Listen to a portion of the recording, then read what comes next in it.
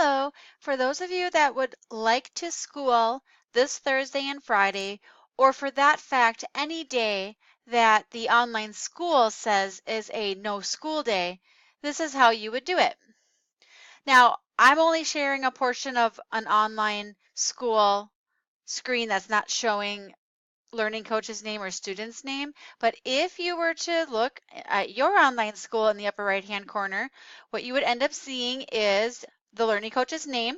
All you have to do is click on the name, and then this menu will drop down. Click on schedule setup.